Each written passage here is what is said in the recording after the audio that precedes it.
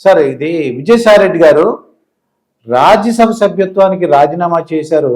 ఇంకోటి ఏంటంటే నేను వ్యవసాయం చేసుకుంటాను, సేద్యం చేసుకుంటాను అంటున్నారండి. ఏంటి ఉంటుంది కారణం? మీ విశ్లేషణ ఏంటంటారు? ఈరోజు ఆంధ్ర రాష్ట్రంలో వైఎస్ఆర్ కాంగ్రెస్ శ్రేణులు ఉలిక్కి పడిన వేళ, ఆంధ్ర రాష్ట్ర ప్రజలు ఆనందించిన వేళ. ఆనందించారంటారా? ఎస్. ఎందుకంటే ఈ అక్రమ ధన సంపాదన ఉన్నవాళ్ళు, అక్రమాస్తుల కేసుల్లో ఉన్నవాళ్ళు, ఇటువంటి నేరస్తులు రాజకీయాల్లో ఉండకూడదు అని ఆంధ్ర రాష్ట్ర ప్రజలు ఎదురు చూసిన సందర్భం సఫలీకృతమైంది. వైఎస్ఆర్ కాంగ్రెస్ పార్టీకి తీరని దెబ్బ. ఎందుకంటే విజయసాయిరెడ్డి గారు వైఎస్ కాంగ్రెస్ పార్టీనే కాకుండా వైఎస్ కుటుంబానికి 3 తరాలుగా 40 సంవత్సరాల నుంచి సేవలు అందించాడు చార్టెడ్ అకౌంటెంట్ గా. సో వైఎస్ కుటుంబానికి సంబంధించిన అక్రమ సక్రమ ఆస్తిపాస్తులకి కర్త కర్మ క్రియ ఒకే వ్యక్తి విజయసాయిరెడ్డి. సో ఈ అక్రమార్జన కేసుల్లో కూడా జగన్ రెడ్డి గారి అక్రమార్జన కేసులో A2గా ఉండి విజయసాయిరెడ్డి గారు 16 నెలలు జైలు జీవితం షేర్ చేసుకొని ఆయనతో బయటకు వచ్చాడు. అందుకని A2 అంటారా?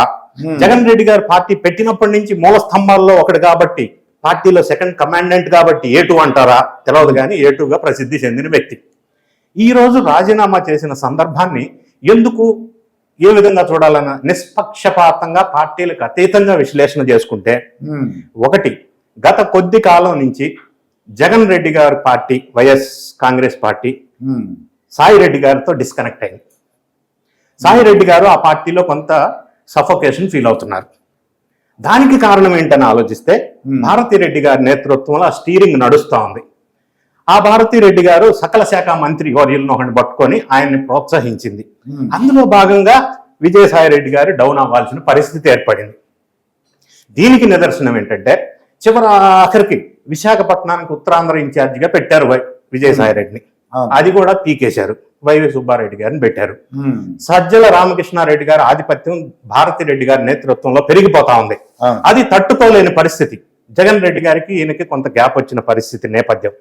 రెండో నేపథ్యం, వైఎస్ఆర్ కాంగ్రెస్ పార్టీ ఆంధ్రప్రదేశ్ లో మునుగుతున్న పడవ ఏ క్షణమైనా మునిగిపోవచ్చు. మునిగిపోతే పోయింది. జగన్ రెడ్డి గారు ప్లాన్ బి రెడీ పెట్టుకున్నాడు. లండన్ లో సామ్రాజ్యాన్ని, బిజినెస్ సామ్రాజ్యాన్ని ఎస్టాబ్లిష్ చేసి రెడీ పెట్టుకున్నాడు. ఇక్కడ ఎప్పుడైతే పడవ మునిగిందో, ఎప్పుడైతే కేసులు తీవ్రత పెరుగుతుందో, ఎప్పుడైతే అరెస్ట్ చేసే సందర్భం వస్తుందో లండన్ లో సెటిల్ అయిపోతాడు. నీరవ్ మోడీ, విజయ మాల్యా ఈ బ్యాచ్ తో అక్కడ సెటిల్ అవుతాడు. ఎందుకంటే లండన్ బ్రిటిష్ రూల్స్ ప్రకారం హ్యూమన్ రైట్స్ కి ఎక్కువ ప్రయారిటీ ఇస్తాయి.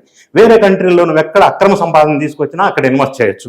మూడవది ఏంటంటే అక్కడ 2000 పౌండ్స్ ఇన్వెస్ట్ చేస్తే నీకు గోల్డెన్ వీసా ఇస్తారు. పాత నీ పైసలు ఎక్కడ అక్రమ సంపాదన కూడా వాళ్ళకి అనవసరం. మూడవది అడ్వాంటేజ్ ఏంటంటే ఇటువంటి వాళ్ళని ఈ దేశం వాళ్ళు మళ్ళీ అక్రమ కేసులు ఉన్నాయి వెనక్కి పంపించమంటే పంపించరు. ఇంత మంచి అడ్డ లండన్. సో జగన్ రెడ్డి గారు అక్కడ బేస్ ఏర్పాటు చేసుకున్నాడు. సరే, పడవ మున్నాక ఆయన వెళ్తారు, అది వేరే విషయం. విజయసాయిరెడ్డి గారి విషయానికి వస్తే, ఒకటి, ఈ పరిస్థితి ఇట్లా ఉంది రాజకీయంగా. రెండోది ఆలోచించినట్టయితే అక్రమ కేసులు, అక్రమ సంపాదన కేసుల్లో రోజుకొకటి జైలుకి వెళ్తున్నాడు వైఎస్ఆర్ కాంగ్రెస్ పార్టీ వాడు, ఇంకొకటి విదేశాలకు పారిపోతున్నాడు. సో పార్టీ ఈ మాట నేను అంటానికి కారణం ఏంటంటే ఈ మధ్య కాలంలో పాత వదిలేసేయండి. రవిచంద్రారెడ్డి బీజేపీలో జాయిన్ అయిన సందర్భం, ఈ రోజు విజయసాయిరెడ్డి గారు రిజైన్ చేసిన సందర్భం, ఇంకా కొద్ది రోజుల్లో అయోధ్య రామిరెడ్డి ఎంపీ, ఆయన రాంకో సంస్థకి ప్రతినిధి, ఎన్ని సంవత్సరాలు వైఎస్ఆర్ కాంగ్రెస్ పార్టీకి ఫండ్స్ ఇచ్చి సహకరించిన వ్యక్తి, ఆయన విదేశాల్లో ఉన్నాడు, రాగానే రిజైన్ చేయబోతున్నాడు. ఈ లైన్ పెద్ద ఉంది. క్యూ పట్టేటోళ్ళు పరారైపోతున్న సందర్భం. దీనికి కారణం వాళ్ళ మాటల్లో వాళ్ళు ఏమంటున్నారంటే, నేనే రాజు, నేనే మంత్రి, నేను చెప్పిందే వేదం, ప్రజాస్వామ్యంతో సంబంధమే లేదు, నాది రాజారెడ్డి రాజ్యాంగం అనే ధోరణి నాయకుల్లోనూ ప్రజల్లోనూ యాక్సెప్ట్ చేయలేని పరిస్థితి. దౌర్భాగ్యం, దురదృష్టవశాత్తు. Fact is fact. అందుకే 151 నుంచి 11కి వచ్చినాయి. ఈ పొలిటికల్ నేపథ్యం ఒకటి, ఈ కేసులు తిరగదోడుతూ ఒక్కొక్క కేసు బయటకు వస్తా ఉంది. నిన్న మొన్న కాకినాడ సీపోర్ట్ కేబీ రావు గారి దగ్గర నుంచి అప్పట్లో అధికారంలో ఉన్నప్పుడు గన్ పెట్టి పాయింట్ బ్లాంక్ లో రాయించుకున్న ఈ బ్యాచ్, ఈ క్రిమినల్ బ్యాచ్, ఈ రోజు గవర్నమెంట్ మారేసరికి వాళ్ళ షేర్స్ వాళ్ళకి ఇచ్చేసి బ్యాక్ ఇచ్చేశారు. ఏం ఒప్పందం జరిగిందో తెలియదు. ఇప్పటికీ కాకినాడ SEZ లో 8,000 ఎకరాలు వాళ్ళ ఆధీనంలోనే ఉన్నాయి, అరబిందో ఆధీనంలో. సింహాచలం దగ్గర దేవస్థానం భూములు కబ్జా పెట్టారు. గతంలో అసిస్టెంట్ కమిషనర్ గా ఉన్న ఒక ఆమెని ద్వారా ఇప్పుడు అదే ప్లేస్ లో రామ్మోహన్ అని ఒక అతను కమిషనర్ గా వచ్చారు. ఆయనకి విజయసాయి రెడ్డికి గతంలో పెద్ద లొల్లి అయింది. ఇప్పుడు ఆ భూముల అక్రమాలన్నీ అక్కడ వెలికి తీయటం మొదలు పెట్టారు. సాయి రెడ్డి గారి కూతురు అల్లుడు రియల్ ఎస్టేట్ దందా వైజాగ్ లో సగం ఏరియాను మొత్తాన్ని కబ్జా పెట్టేశారు. అది 1 by 1 వెలికి తీసే సందర్భం.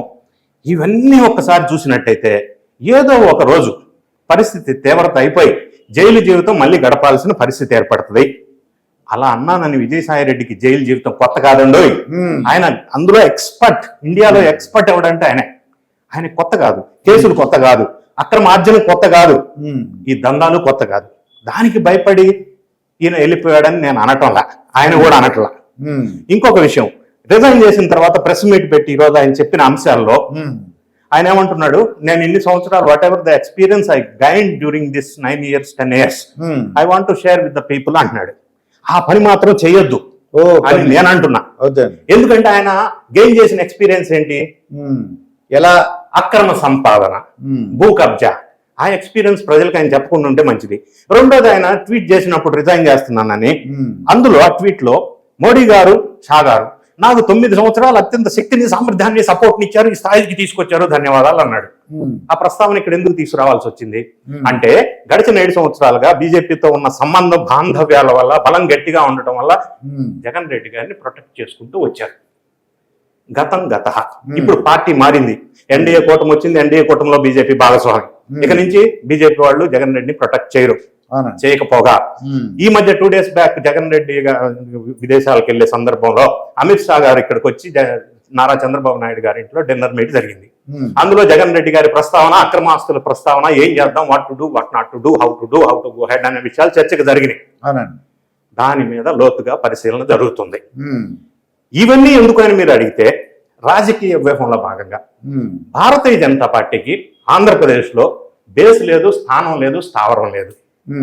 కానీ Bharatiya Janata party back story మనం గమనించినట్టయితే, అది మహారాష్ట్రలో శివసేన విషయం కానీ, జేడీయూ విషయం కానీ, వాళ్ళు స్థానం సంపాదించాలంటే ఆ రాష్ట్రంలో ఉన్న ప్రాంతీయ పార్టీని బలహీనపరచాల, అప్పుడే వాళ్ళు బలపడతారు. ఇక్కడ ఆంధ్ర రాష్ట్రంలో ఏం చేయాల్సి ఉంటది, తెలుగుదేశాన్ని బలహీనపరచలేరు, ఎన్డీఏ గవర్నమెంట్ వీళ్ళు భాగస్వామి, ఇక మిగిలింది వైఎస్ఆర్ కాంగ్రెస్ పార్టీ. దాన్ని కిల్ చేయాలా, చేయటం వల్ల వైఎస్ జగన్ రెడ్డిని ఇబ్బంది పెట్టడం వల్ల, వైఎస్ఆర్ కాంగ్రెస్ పార్టీ బలహీనపడటం వల్ల నెక్స్ట్ ఎలక్షన్ లో బీజేపీ బలపడే అవకాశం, ఒక బేస్, ఒక పన్నాగం, ఒక strategic political decision of BJP. ఇందులో భాగంగా ఏం చేయవలసి వచ్చింది, విజయసాయి రెడ్డి బోటని పక్కకు లాగాల్సి వచ్చింది.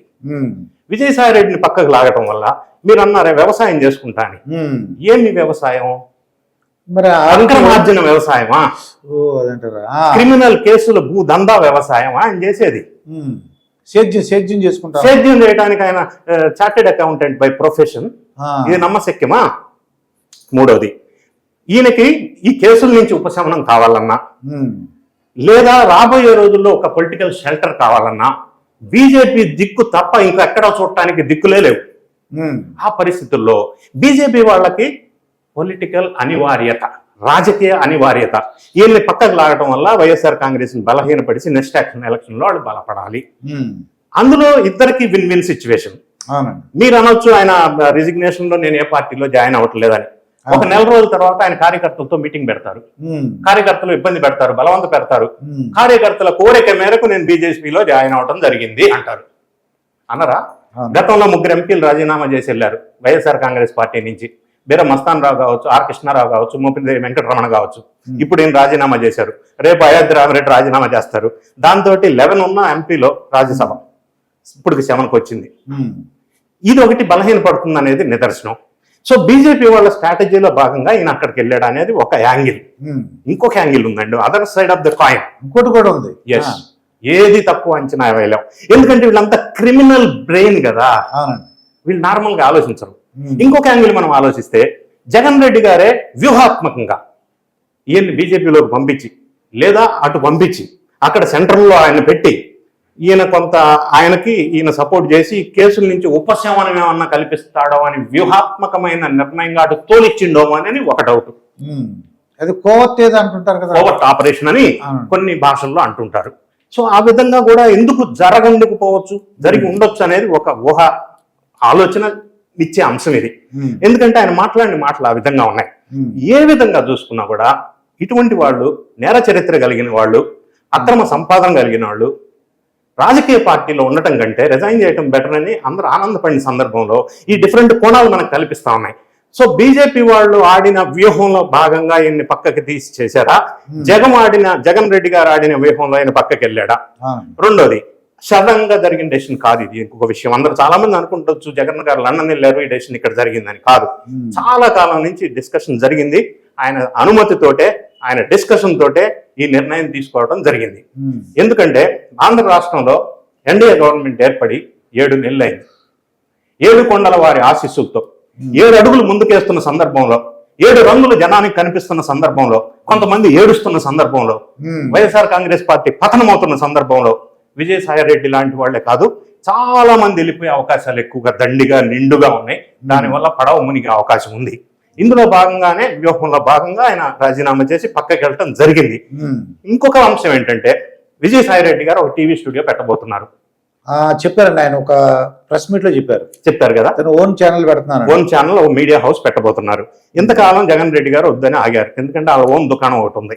ఉమ్, సో ఇప్పుడు కొత్తగా ఛానల్ పెడితే ఆ ఛానల్ ఏ లైన్ తీసుకోబోతుందో ఈ వీడియో చూసే ప్రేక్షకులు ఈ వీడియోలు సేవ్ చేసుకుంటే నెక్స్ట్ మంత్ లో తెలుస్తుంది. ఒక ఛానల్ ఆల్రెడీ వాళ్ళు మాట్లాడుకున్నారు, ఆ ఛానల్ స్టార్ట్ చేస్తారు. అది బీజేపీ లైన్ లోకి తీసుకెళ్తారు అనివార్యంగా.